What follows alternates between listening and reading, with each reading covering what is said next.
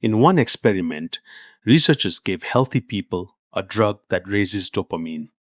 Their view of their own future changed immediately. Nothing in their lives had actually changed.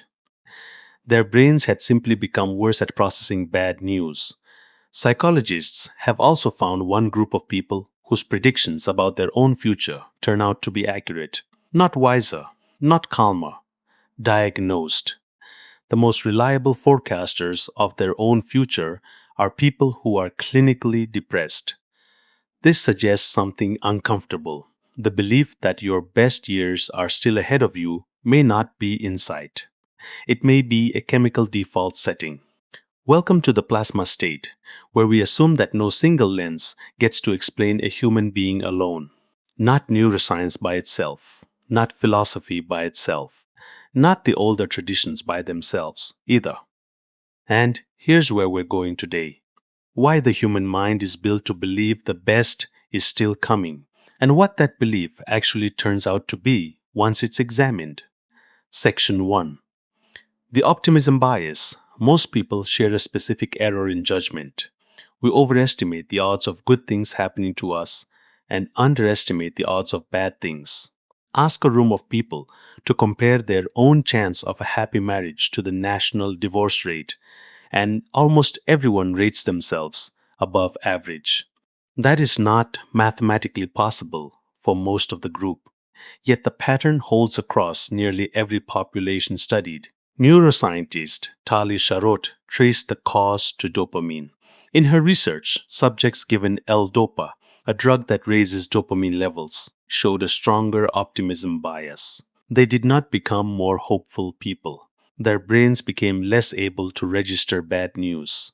A single dose of dopamine was enough to shift how a person rated their own future.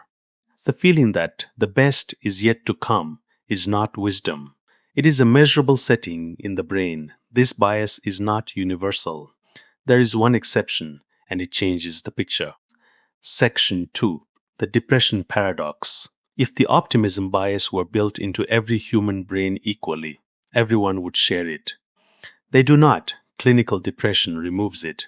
In study after study, people with depression do not show the same tendency to expect a better future. Their forecasts, on average, are closer to accurate than the forecasts of the general population. This means the healthy brain is not built to see the future clearly. It is built to see it wrong, in one specific direction. Depression does not distort a person's view of the future. It removes a distortion that is present in most other people. This is not a case for pessimism. The same research links depression to worse life outcomes, not better ones. But it does mean that the phrase, "I'm just being realistic," is, statistically, one of the least likely things a mentally healthy person can accurately say about their own future. There is a second, stranger pattern inside this research. Section 3. The pessimist's pattern. It would be reasonable to assume that optimists expect the largest improvement in their future. The research shows the opposite.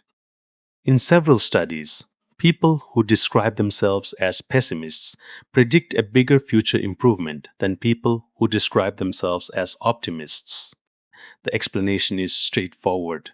Optimists tend to rate their present life fairly highly already, which leaves less room for a dramatic improvement.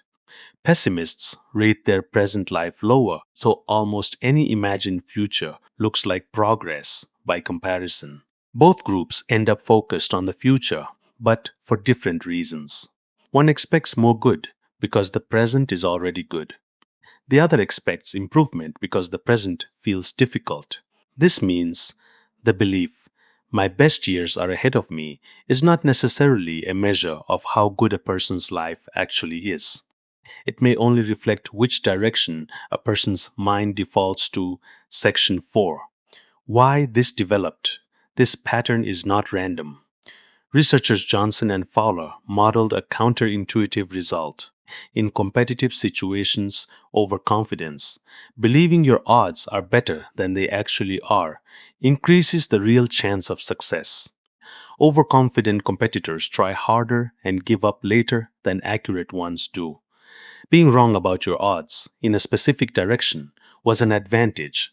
Evolutionary theorist Robert Trivers extended this idea. He argued that self-deception is not a flaw in a social species. It is a tool. A person who genuinely believes an optimistic story about their own future is more convincing to others than a person who is only pretending. The brain that misleads itself first misleads others more effectively. The feeling that things are not yet at their best is, by this account, an inherited strategy rather than a personal failing. It persisted because it worked. Section 5. A number worth noting. Survey data adds another layer. Among adults aged 35 to 65, roughly 71% say their best years are happening now or are still ahead of them. The peak of this feeling is not in a person's 20s. It clusters around ages 45 to 49, the exact period often described in popular culture as a midlife crisis. The common assumption is that hope belongs to the young and that it fades with age. The data points the other way. The age group most associated with disappointment is, on average, the most convinced that its best period has not yet occurred. Section 6. The cost. This mechanism is not without consequences. The same bias that drives ambition can also justify delay.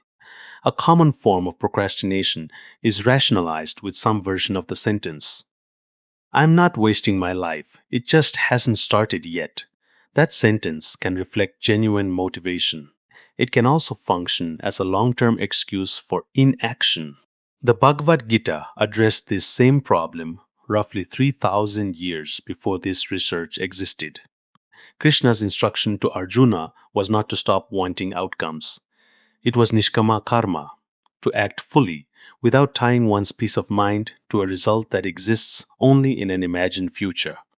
The imagined result is never final.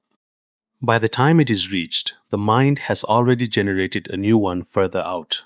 Modern neuroscience identified the mechanism. The Gita proposed a way to work with it. Section 7. What to do. With this information, the optimism bias cannot be reasoned away. It is a survival strategy older than language, and arguing with it does not remove it. But it can be recognized while it is active. The next time the thought, "this isn't it yet," appears, it can be identified for what it is. Not a fact about your life, but a bias doing its job. This is not an argument to stop hoping. The available evidence shows that people who lose this bias entirely are not better off. In most cases, they are clinically unwell. The aim is not to eliminate the feeling that better things are coming. It is to stop treating that feeling as a verdict on the present and to use it for what it was built for. Motivation, not a finish line. The best period of a person's life was never going to arrive as a single moment of arrival. It was already the ongoing effort, mistaken the entire time for a waiting room. I don't put these episodes together to hand you a conclusion. I put them together because a claim like this one, that your own optimism deserves to be argued with, not just accepted. So if something here doesn't sit right, say it in the comments. If this is the kind of thinking you want more of, subscribe. There's more coming.